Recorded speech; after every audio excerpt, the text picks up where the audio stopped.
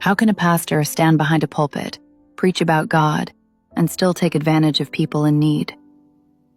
My name is Agnes, and this is my story. My husband was diagnosed with a serious illness last year. The doctors told us he needed urgent treatment, warning that without the procedure, his condition could deteriorate quickly.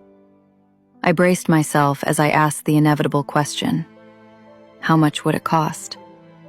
When the doctor said $10,000 just to get started, my heart sank. $10,000. 10,000. It might not sound like much to some people, but to us, it felt like a mountain we couldn't climb. We didn't have it. We had already drained our savings on tests and medications. Insurance covered only part of the treatment. Family helped as much as they could, but they couldn't raise that kind of money. We didn't know what else to do. And that's why we went to the church. We had been members of that church for years. We served faithfully. We volunteered. We paid tithes. The church always preached that we were one body, that when one member suffers, everyone suffers. So asking for help didn't feel wrong. It felt like turning to family. We scheduled a meeting with the pastor. He listened, nodded sympathetically, held my husband's hand and said, "Don't worry, the church will support you, that God will provide." That Sunday, he preached about faith, about compassion, about standing together as a body of Christ. In the middle of the sermon, he called my husband to the front. The entire congregation watched as my husband slowly walked up, weak but hopeful. He laid hands on him and prayed loudly. Then he turned to the congregation and said, "Our brother here needs $10,000 for a life-saving treatment. I'm asking everyone to give what they can today." People were touched, and they began to pledge. Some rushed forward with cash. They gave generously. Some gave hundreds of dollars. Some gave thousands. Others wrote checks, while others made large transfers on the spot. The atmosphere was emotional and overwhelming. I truly believed God had answered our prayers through the generosity of these kind-hearted people, and we were very grateful. I was in tears just watching the love in that room. People hugged us.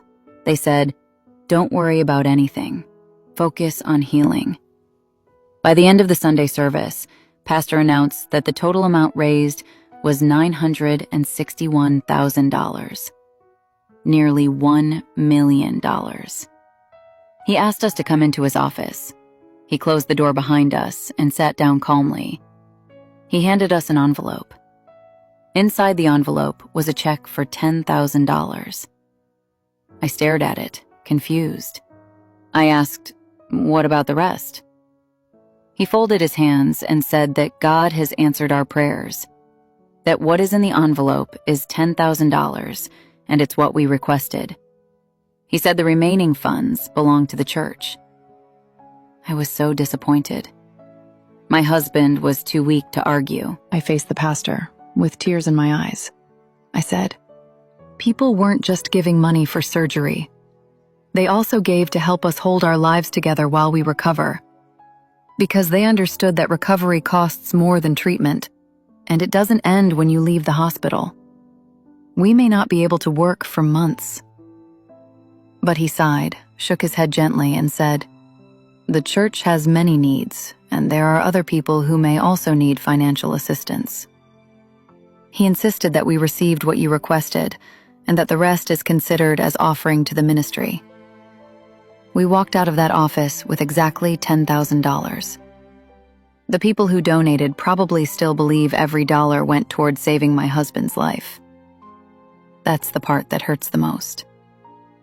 For weeks, I couldn't sleep. I replayed that Sunday over and over in my head. It felt like we had been used as a fundraising tool. My husband went through treatment. The $10,000 covered the initial hospital bill, but not everything that followed. We still struggled, and every Sunday when I sat in that church, I couldn't look at the pastor the same way again.